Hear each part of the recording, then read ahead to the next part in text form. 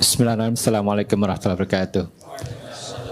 Ustaz, sholat ini kewajiban hanya orang Islam atau manusia pada umumnya?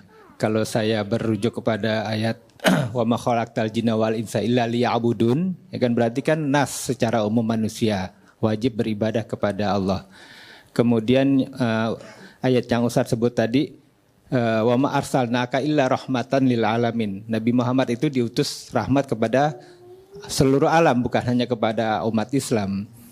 Termasuk mungkin Al-Quran ini yang dibawa sebagai mukjizat Nabi Muhammad juga bukan hanya untuk orang Islam begitu Ustaz ya. Artinya kepada manusia pada umumnya.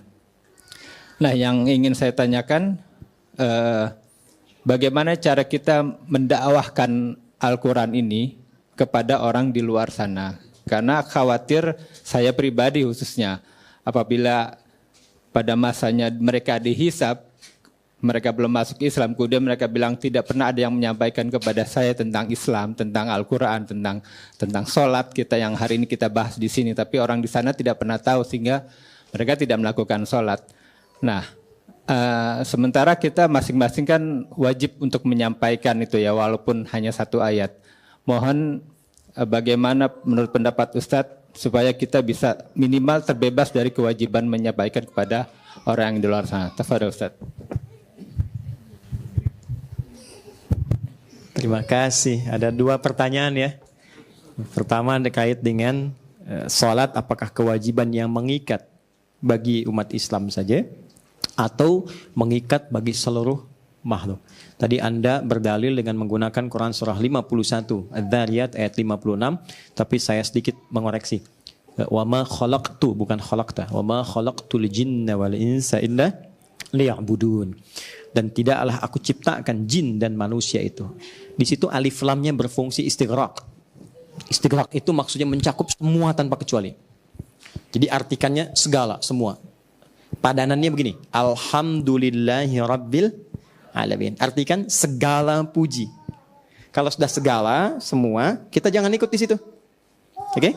Misal, Masya Allah, anaknya kok pintar sekali gitu, juara terus di sekolah. Lalu orang tuanya berkata, alhamdulillah, itu semua dari Allah. Nah, itu sudah sampai situ.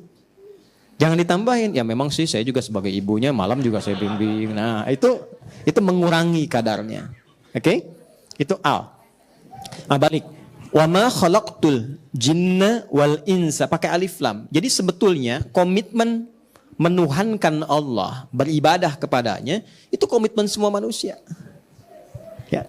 Saya ulangi, komitmen semua manusia. Karena itu perjanjian pertama sebelum terlahir ke muka bumi, saat diberikan roh ke dalam jasadnya, komitmennya itu menuhankan Allah. Itu yang di Quran surah 7 ayat ke 172. Qalu bala syahidna. Makanya komen Nabi dari ayat itu, kullu mauludin yuladu alal fitrah. Setiap yang terlahir itu punya fitrah. Fitrah yang dimaksud di situ, fitrah kecenderungan menuhankan Allah. Kecenderungan menuhankan Allah, bahasa singkatnya disebut dengan din. Kepasrahan ketundukannya disebut Islam. Konfirmasinya di Quran surah 30 ayat 30. Fa'aqim wajhaka lid-dini hanifa. Din, fitratallahi allati fataran nasa alaiha, fitrah. Apa itu din? Quran surah 3 ayat 19. Inna dina indallahil Islam. Apa itu Islam? Hadis Muslim nomor hadis yang ke-8. Antashhada an la ilaha illallah. Balik lagi ke syahadat. Jadi semua manusia itu pasti punya fitrah spiritual. Mencari Tuhan dia. Cari Tuhan. Karena ada kewajiban ibadah. Nah, bagi yang sudah menemukan Allah sebagai Tuhannya, maka ekspresi untuk ibadah itu dilakukan lewat apa? Sholat. Itu yang dimaksud Quran surah ke-20 ayat ke-14. Ya, innani anallahu la ilaha illa ana fa'budni. Gimana caranya? Wa aqimis sholata lidzikri. Nah, jadi sholat itu gambaran dari ekspresi, ungkapan dari kebertuhanan kita kepada Allah. Ya.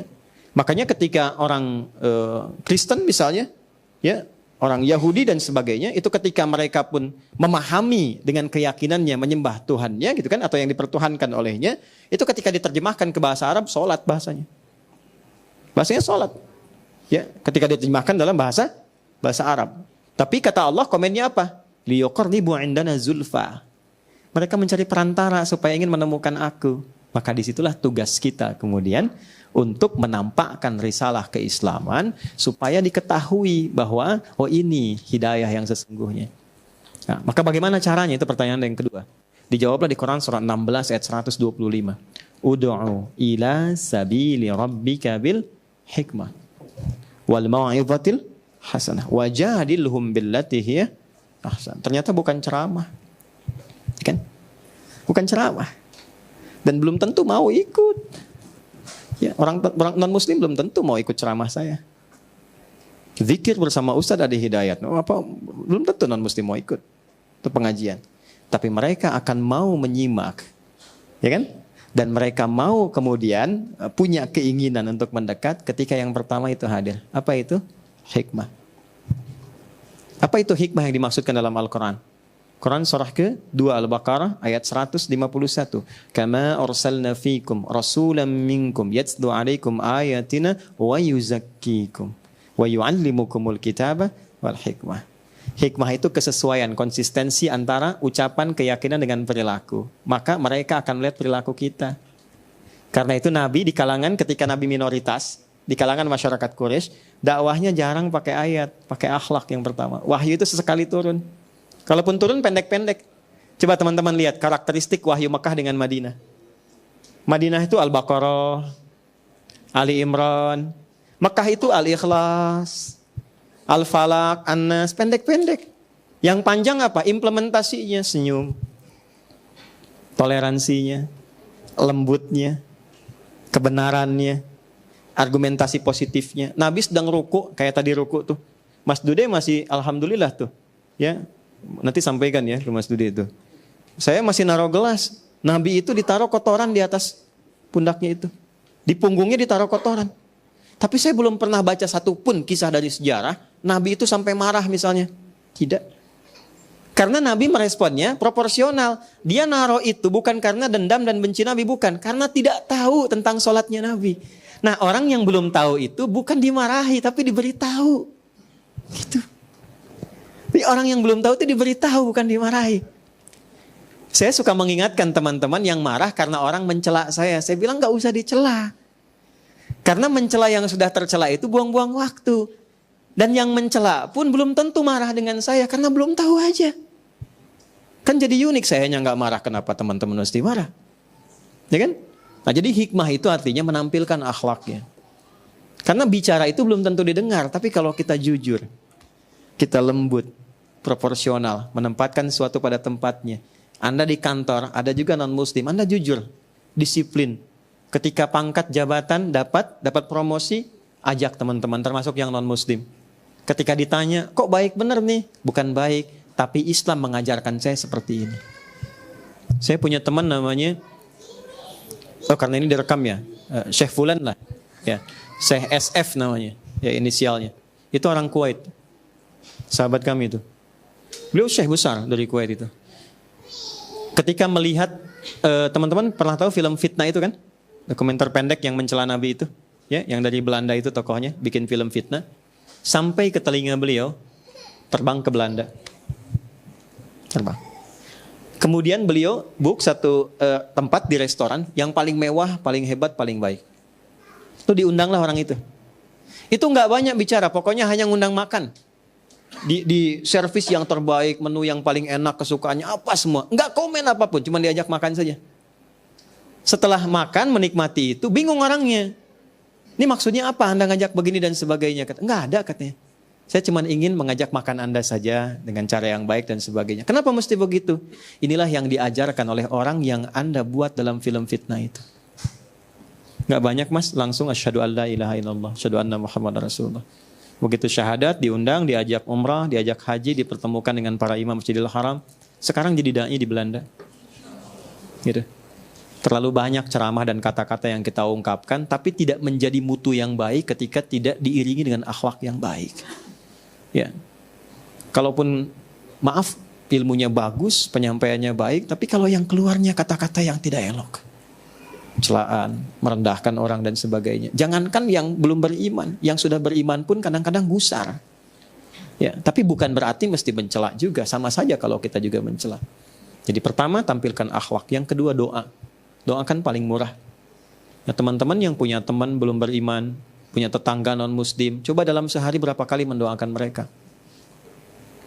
Anda menuntut mereka mendapat hidayah, tapi tidak pernah mendoakannya, bagaimana? Ya, minimal doakan. Ya. Lalu setelah itu praktekkan akhlak, bikin makanan, masak, kan hadisnya berlaku.